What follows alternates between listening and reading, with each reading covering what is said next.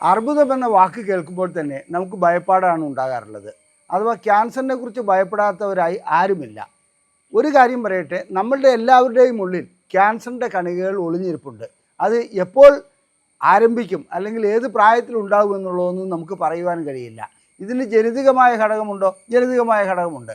എന്നാൽ അതിനെ ഉത്തേജിപ്പിക്കുന്ന നമ്മളുടെ പ്രവർത്തനങ്ങളാണ് ക്യാൻസറിലേക്ക് പോകുന്നത്, അഥവാ അർബുദത്തിലേക്ക് പോകുന്നത്. ഞാനൊരു കാര്യം പറയാം, ജനിതകമായിട്ടുള്ള ഘടകങ്ങളെ നമുക്ക് നിയന്ത്രിക്കുവാൻ കഴിയുകയില്ല. എന്നാൽ നാം അതിനെ ഉത്തേജിപ്പിക്കുവാൻ വേണ്ടി ശ്രമിക്കുകയാണെങ്കിൽ, നാം നമ്മുടെ പ്രവർത്തനങ്ങൾ ആ രീതിയിൽ മുന്നോട്ട് പോവുകയാണെങ്കിൽ തീർച്ചയായിട്ടും അർബുദം ഉടലെടുക്കുമെന്നുള്ളതിൽ ഒരു സംശയവുമില്ല. ഒരു ഉദാഹരണമാണ് പുക വലിക്കാത്ത ഒരാളും പുക വലിക്കുന്ന ഒരാളും തമ്മിലുള്ള വ്യത്യാസം. നന്നായി പുക വലിക്കുന്ന ഒരാളിൽ ക്യാൻസർ ഉണ്ടാകും. ആ ക്യാൻസർ ഉണ്ടാകുന്ന വ്യക്തിയെ സംബന്ധിച്ചിടത്തോളം പുക വലിക്കാതിരുന്നിരുന്നെങ്കിൽ അദ്ദേഹത്തിന് കുറച്ചു കാലം കൂടി ക്യാൻസർ ഉണ്ടാകാതെ മുന്നോട്ട് പോകുവാൻ കഴിയുമായിരുന്നു. ഇവിടെ നാം മനസ്സിലാക്കേണ്ടത്, ക്യാൻസറിൻ്റെ കണികകൾ ഉള്ളിൽ ഒളിഞ്ഞിരിപ്പുണ്ടെങ്കിൽ പുക വലിക്കാത്ത ഒരു വ്യക്തിയെ സംബന്ധിച്ചിടത്തോളം അത് വളരെ കാലം മുന്നോട്ട് കൊണ്ടുപോകാൻ കഴിയും. മറ്റെന്തെങ്കിലും കാരണങ്ങൾ ഉണ്ടായാൽ മാത്രമേ ക്യാൻസർ ഉടലെടുക്കുകയുള്ളൂ. അതേസമയത്ത് നേരത്തെ തന്നെ പുകവലി തുടങ്ങുകയാണെങ്കിൽ അദ്ദേഹത്തിന് വളരെ വേഗം തന്നെ ക്യാൻസർ പിടിപെടുകയും ചെയ്യും. ഇന്ന് ഞാൻ നിങ്ങളോട് സംസാരിക്കുവാൻ പോകുന്നത് സ്തനാർബുദത്തെക്കുറിച്ചാണ്. സ്തനാർബുദത്തെക്കുറിച്ച് ഒട്ടനവധി തെറ്റിദ്ധാരണകൾ നമ്മളുടെ എല്ലാവരുടെയും കൈവശമുണ്ട്. അത് ആ ധാരണകൾ വെച്ച് തന്നെയാണ് നാം പല രീതിയിലും മുന്നോട്ട് പോകുന്നത്.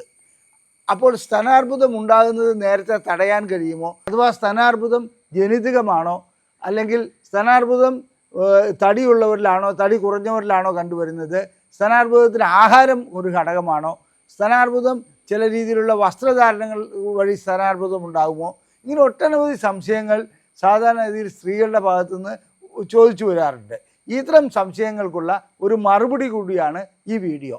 ഞാൻ ഡോക്ടർ അജയൻ വർഗീസ്, കോഴിക്കോട് ജില്ലയിൽ കുന്നമംഗലം പന്തീർപ്പാടത്തുള്ള institute of sexual and reproductive medicine എന്ന സ്ഥാപനത്തിൻ്റെ ഡയറക്ടറാണ്. International association of sexual medicine practitioners modern medicine എന്ന അസോസിയേഷൻ്റെ അഖിലേന്ത്യാ ചെയർമാനുമാണ്.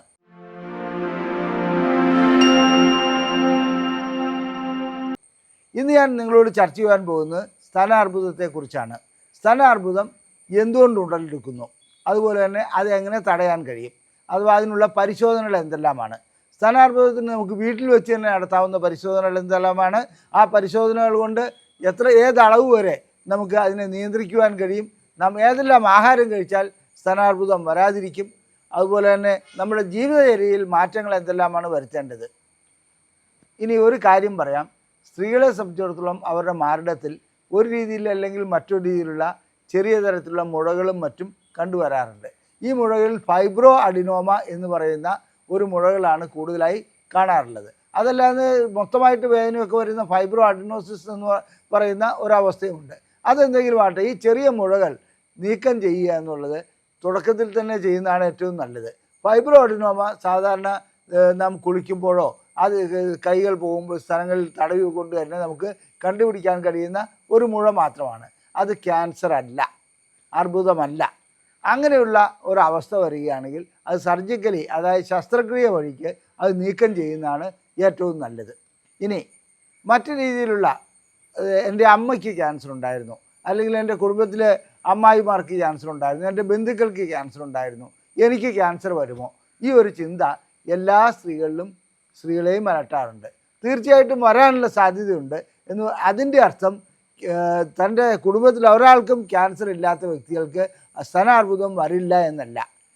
മറ്റുള്ളവർക്ക് വരാനുള്ള സാധ്യതയുണ്ട്. അതുപോലെ തന്നെ സ്തനാർബുദത്തിൻ്റെ ഹിസ്റ്ററി ഇല്ലാത്ത, അങ്ങനെ ഒരു ചരിത്ര അവരുടെ അമ്മ വഴിക്കോ അച്ഛൻ വഴിക്കോ ഇല്ലാത്ത കുടുംബങ്ങളിൽപ്പെട്ട പെൺകുട്ടികൾക്കും സ്തനാർബുദം വരാം.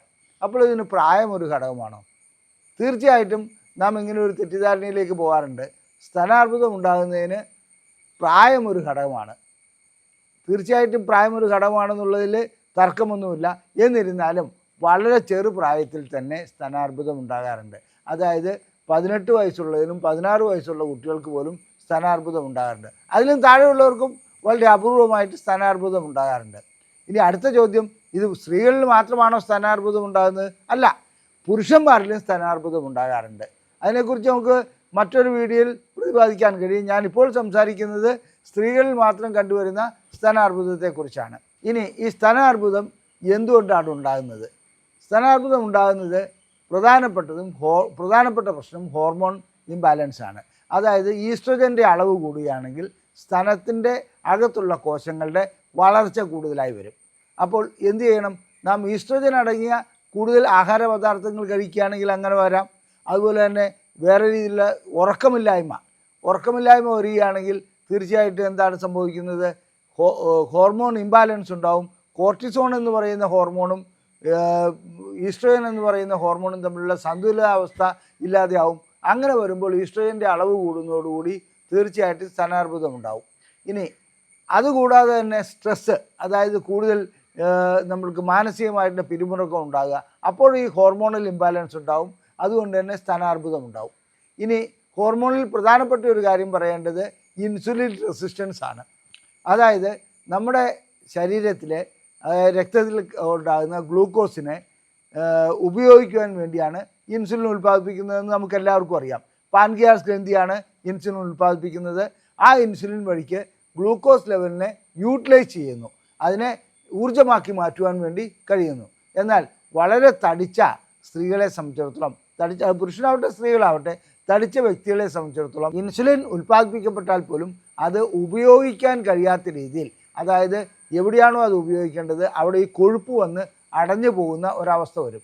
അങ്ങനെ കൊഴുപ്പ് വന്ന് അടഞ്ഞു പോവുകയാണെങ്കിൽ ശരീരത്തിൽ കൂടുതൽ ഇൻസുലിൻ ഉൽപ്പാദിപ്പിച്ചുകൊണ്ടേയിരിക്കും. കാരണം ഗ്ലൂക്കോസ് അവിടെ രക്തത്തിലുള്ളപ്പോൾ അങ്ങോട്ട് സിഗ്നൽ ലഭിക്കും.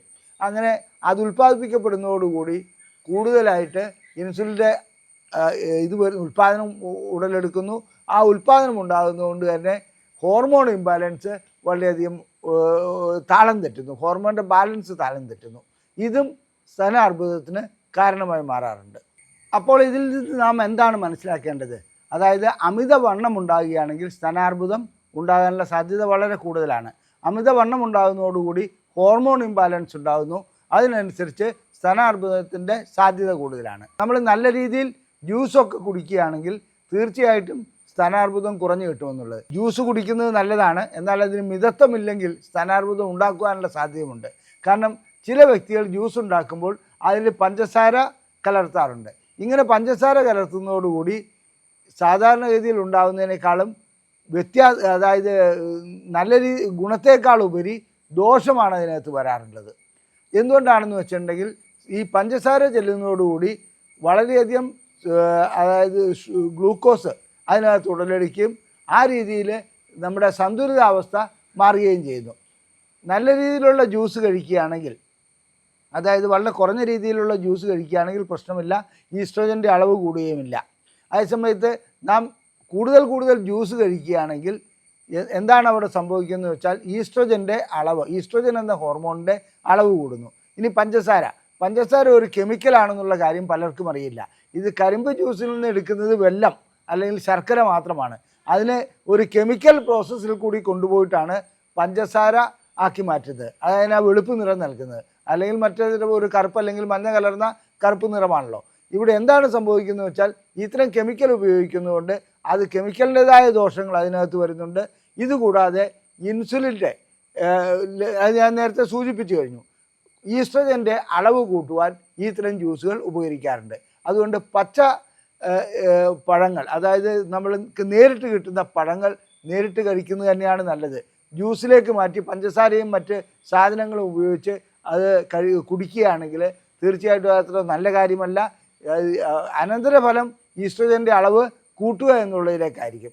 ശ്രദ്ധിക്കേണ്ട കാര്യം നാം ആഹാരത്തിൽ മിതത്വം പാലിക്കുക എന്നുള്ളതാണ്. അതായത് അല്പം ജ്യൂസ് കുടിക്കരുതെന്നൊന്നുമല്ല പറയുന്നത്. അത് കണ്ടമാനം കുടിക്കുന്ന പ്രകൃതം വരികയാണെങ്കിൽ തീർച്ചയായിട്ടും ഇതിനകത്ത് ഈ അർബുദമുണ്ടാകാനുള്ള സാധ്യത കാണപ്പെടുന്നുണ്ട്. ഇനി അടുത്ത ഒരു കാര്യം വസ്ത്രധാരണം, അതായത് ഇറുകിയ ബ്രേസർ ധരിക്കുന്നത് കൊണ്ട് അർബുദമുണ്ടാകുക എന്നുള്ളതാണ്. സത്യം പറയട്ടെ, ഇതൊരു തെറ്റിദ്ധാരണയാണ്. വസ്ത്രധാരണം വഴിക്ക് ഒരിക്കലും അർബുദമൊന്നും ഉണ്ടാകാറില്ല. ഡെത്ത് ടു കിൽ എന്നും പറഞ്ഞൊരു പുസ്തകം, അത് സിഡ്നി റോസും കൂട്ടരും 1995 പ്രസിദ്ധീകരിക്കുകയുണ്ടായി. അതായത് ഇന്നത്തെ ചാനലുകാരുടെ ഇടപാട് പോലെയാണത്. അതായത് റേറ്റിംഗ് കൂടാൻ വേണ്ടി എന്തെങ്കിലും ഒരു കാര്യം എടുത്തിട്ട് ജനങ്ങളെ സെൻസിറ്റീവ് ആക്കുക.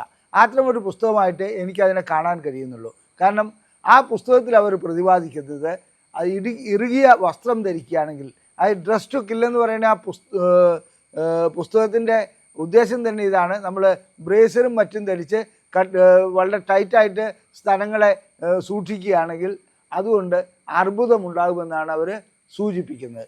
സത്യം പറയട്ടെ, വസ്ത്രധാരണം കൊണ്ട് അങ്ങനെ അർബുദമൊന്നും ഉണ്ടാകാറില്ല. എത്ര മുറുകിയ വസ്ത്രം ധരിച്ചാലും അതിനകത്ത് അർബുദം ഉണ്ടാകാനുള്ള സാധ്യത ഇല്ലേ ഇല്ല.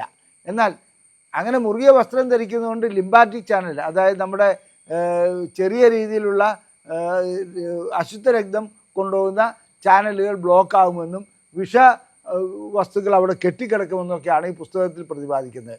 ഈ പുസ്തകം ഒരു ശാസ്ത്രീയ പുസ്തകമൊന്നുമല്ല, എന്നാൽ വളരെയധികം വിറ്റഴിക്കപ്പെടുകയും അതുവഴിക്ക് ഈ വസ്ത്രധാരണമാണ് ക്യാൻസറിന് കാരണമാകുന്നതെന്നുള്ള ഒരു തെറ്റിദ്ധാരണ ഉടലെടുക്കുകയും ചെയ്തിട്ടുണ്ട്. തെറ്റാണത്. ഇനി മറ്റൊരു കാര്യം, ചില അതായത് നമ്മുടെ ബ്രേസറിന് ഇടുന്നതിന് മുമ്പ് നമ്മൾ സാധാരണ രീതിയിൽ ചെയ്യാറുള്ള ചില സ്പ്രേ അടിക്കുക, അല്ലെങ്കിൽ മണമുണ്ടാകുവാൻ വേണ്ടി, നല്ല സുഗന്ധമുണ്ടാകാൻ വേണ്ടി അത്തരം ഡിയോഡറൻസ് ഉപയോഗിക്കുന്ന ഒരവസ്ഥ പല സ്ത്രീകളിലും കാണാറുണ്ട്. അത് ചില രീതിയിലുള്ള ഡിയോഡറൻറ്റ്, അതായത് അലുമിനിയം അടങ്ങിയത്, പാരാബൻ അടങ്ങിയത്, അങ്ങനെയൊക്കെയുള്ള ചില ഡിയോഡറൻറ്റുകൾ കുഴപ്പമുണ്ടാക്കാറുണ്ട്. അത് ക്യാൻസറിലേക്കൊന്നും പോവില്ല. എന്നിരുന്നാലും ശരി, അത് ശരീരത്തിന് അത്ര ഗുണമുള്ള കാര്യമല്ല. ശാസ്ത്രീയമായിട്ടുള്ള അതിൻ്റെ പഠനങ്ങൾ നടക്കുന്നതേ ഉള്ളൂ. അല്ലാണ്ട് ഒരു വ്യക്തമായ തെളിവുകളൊന്നും അതിനകത്ത് കിട്ടിയിട്ടില്ല. ഇത്തരം ഡിയോഡറൻറ്റുകൾ അതായത് തൊലിപ്പുറത്തുകൂടി അകത്തേക്ക് വലിയുകയും അത് കഴിഞ്ഞിട്ട് അത് ഈസ്ട്രജൻ ഉൽപ്പാദനത്തിനും അല്ലെങ്കിൽ ക്യാൻസറിനും മറ്റും കാരണമാകുമെന്നുള്ള ഒരു വാദഗതി നിലനിൽക്കുന്നുണ്ടെന്ന് മാത്രം. എന്നാൽ സാധാരണഗതിയിൽ എൻ്റെ അഭിപ്രായത്തിൽ പൗഡർ പോലും അങ്ങനെ കൂടുതലായിട്ട് ബ്രേസറിനകത്തിട്ടിട്ട് അത് ഇടുന്നത് അത്ര നല്ലതല്ല. കാരണം നമ്മുടെ വിയർപ്പൊക്കെ ഉണ്ടാകുന്ന സുഷിരങ്ങൾ അടഞ്ഞു പോകാനാണ് അതിന് സാധ്യതയുള്ളത്. അതുകൊണ്ട് ഈ രീതിയിലുള്ള കൃത്രിമമായിട്ടുള്ള അതായത് സുഗന്ധം ഉണ്ടാക്കാൻ ശ്രമിക്കുന്നത് തന്നെ അത്ര നല്ല കാര്യമൊന്നുമല്ല. അത് മിതമായ രീതിയിൽ അത് ചെയ്യുന്നതുകൊണ്ട് കുഴപ്പവുമില്ല. ഇനി ബ്രേസർ അങ്ങനെയുള്ള വസ്ത്രങ്ങൾ ധരിക്കുകയാണെങ്കിൽ ഇതിൻ്റെ ഇറുക്കം കൊണ്ട് സ്കിന്നിന്, അതായത് തൊലിപ്പുറത്ത് എന്തെങ്കിലും ബുദ്ധിമുട്ടുണ്ടാവുമോ എന്ന് നോക്കാം. തീർച്ചയായിട്ടും തൊലിപ്പുറത്ത് ചിലർക്ക് ബുദ്ധിമുട്ടുണ്ടാകാറുണ്ട്.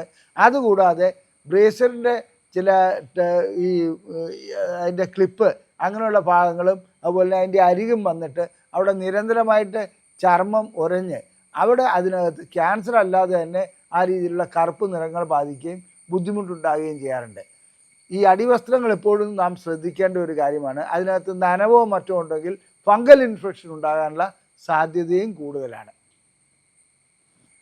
പിന്നീടുള്ളത് മറ്റ് അസുഖങ്ങളാണ്. സാധാരണഗതിയിൽ ഉള്ളതിനേക്കാളും കൂടുതലായിട്ടുള്ള പനി വരിക, ആ രീതിയിലുള്ള ഇമ്മ്യൂണിറ്റി നഷ്ടപ്പെടുക, രോഗപ്രതിരോധ ശേഷി നഷ്ടപ്പെടുകയാണെങ്കിൽ അത് നേരിട്ടല്ലാതെയും അർബുദത്തിലേക്ക് പോകാനുള്ള സാധ്യതയുണ്ട്. അതുകൊണ്ട് എപ്പോഴും ആരോഗ്യം നിലനിർത്തേണ്ടത്, ആ രീതിയിലുള്ള പരിശോധനകൾ നടത്തേണ്ടതും വലിയൊരു കാര്യം തന്നെയാണ്. ഇനി നമുക്ക് ക്യാൻസർ ഉണ്ടോ, അത് സ്തനാർബുദമുണ്ടോ എന്നുള്ളത് പരിശോധിച്ചറിയാം. അത് സ്വയം നടത്തേണ്ട ഒരു പരിശോധനയുണ്ട്. അതെല്ലാ സ്ത്രീകൾക്കും അവരവരുടെ വീട്ടിൽ വെച്ച് തന്നെ ചെയ്യാവുന്നതാണ്. നല്ലൊരു വലിയ കണ്ണാടി മുമ്പിൽ പ്രതിഷ്ഠിക്കുക. ആ കണ്ണാടിക്ക് മുമ്പിൽ നമ്മൾ വസ്ത്രങ്ങൾ ഊരിയിട്ട് നിൽക്കുക. അങ്ങനെ വസ്ത്രങ്ങൾ അഴിച്ച് നിൽക്കുമ്പോൾ സ്ഥലങ്ങളുടെ മുലക്കണ്ണുകൾ രണ്ടും ഒരേ ലെവലിലാണോ എന്നുള്ളത് നോക്കുക. അതിന് ചെയ്യേണ്ട കാര്യം എങ്ങനെയാണെന്ന് വെച്ചിട്ടുണ്ടെങ്കിൽ, നാം നേരെ നിൽക്കുമ്പോൾ കൈ താഴ്ത്തിയിട്ടല്ല നിൽക്കേണ്ടത്. കൈ രണ്ടും നമ്മുടെ ഇടുപ്പുകളിൽ ഇങ്ങനെ വയ്ക്കുക. അങ്ങനെ കൈ വെച്ചതിന് ശേഷം നാം നോക്കുകയാണെങ്കിൽ അത് നമുക്ക് ഏറെക്കുറെ മനസ്സിലാക്കാൻ കഴിയും. ഇതുകൂടാതെ മറ്റൊരു രീതിയിലും കൈ വയ്ക്കുവാൻ കഴിയും. കൈ രണ്ടും തലയിലേക്ക് വയ്ക്കുക, എന്നിട്ട് നേരെ നോക്കുക. അപ്പോൾ സ്ഥലങ്ങളുടെ അതായത് മുലക്കണ്ണുകൾ രണ്ടും ഒരേ ലെവലിലാണോ, ഒന്ന് താണു കിടപ്പുണ്ടോ ഒന്ന് ഉയർന്നു കിടപ്പുണ്ടോ എന്ന് നോക്കുക. അതുപോലെ തന്നെ ആ കൂട്ടത്തിൽ സ്ഥലത്തിൻ്റെ വലിപ്പവും നോക്കുന്നത് നല്ലതാണ്. എന്നാൽ ഒരു കാര്യം പറയട്ടെ, രണ്ട് സ്ഥലങ്ങളും ഒരേ വലിപ്പത്തിലല്ല എല്ലാ സ്ത്രീകളിലും കാണപ്പെടുന്നത്. അല്പ വ്യത്യാസമൊക്കെ ഉണ്ടാവും. അതിനെക്കുറിച്ച് ഒരിടത്ത് വ്യാകുലപ്പെടേണ്ടതില്ല. എന്നാൽ നമുക്കറിയാമല്ലോ നമ്മുടെ സ്ഥലങ്ങൾ എങ്ങനെയാണെന്നുള്ളത്. ആ സ്ഥലങ്ങൾക്ക് എന്തെങ്കിലും ഒരെണ്ണത്തിൽ വലിപ്പം കുറയോ കൂടുകയോ അങ്ങനെ എന്തെങ്കിലും ചെയ്തിട്ടുണ്ടോ എന്നുള്ളത് ഒന്ന് പരിശോധിക്കുന്നത് നല്ലതാണ്. ഇനി നമുക്ക് കൈകൊണ്ട് തന്നെ പരിശോധിക്കാൻ കഴിയും. അതെങ്ങനെയാണെന്ന് വെച്ചിട്ടുണ്ടെങ്കിൽ, നമ്മുടെ സ്ഥലങ്ങൾ നാം തടവി നോക്കുക. അത് തടവി നോക്കുമ്പോൾ വെറുതെ തടവുകയല്ല വേണ്ടത്. ഒരു കൈ തലയിൽ വയ്ക്കുക, മറ്റേ കൈ കൊണ്ട്, അതായത് വലത് കൈ കൊണ്ട് ഇടത്തെ സ്ഥലങ്ങൾ മെല്ലെ തടവുക. അതിനെ പിടിച്ച് നോക്കുകയല്ല വേണ്ടത്. അപ്പോൾ ഇടത്തെ കൈ കൊണ്ട് അങ്ങനെ മെല്ലെ വലത്തെ സ്ഥലങ്ങൾ തടവുമ്പോൾ ഈ കൈയുടെ അഗ്രഭാഗമല്ല, വിരലുകളുടെ അഗ്രഭാഗമല്ല, അതിൻ്റെ ആയിട്ടൊരു നടുഭാഗമാണ് ഉപയോഗിക്കേണ്ടത്. അവിടെ എന്തെങ്കിലും അസ്വാഭാവികമായി കാണപ്പെടുന്നുണ്ടോ? അങ്ങനെ അസ്വാഭാവികമായി കാണപ്പെടുന്നുണ്ടെങ്കിൽ അത് ഏതെങ്കിലും അർബുദത്തിൻ്റെ തുടക്കമാണോ, ക്യാൻസറിൻ്റെ തുടക്കമാണോ എന്നൊക്കെ നമുക്ക് വിദഗ്ധ പരിശോധനകൾ നടത്തേണ്ടതുണ്ട്. അതല്ല ഒന്നും കാണുന്നില്ലെങ്കിൽ നമ്മൾ ഭയപ്പെടേണ്ട കാര്യമില്ല. പിന്നെ അതുകൂടാതെ ഇതേ രീതിയിൽ തന്നെ മറുവശവും ചെയ്യുക.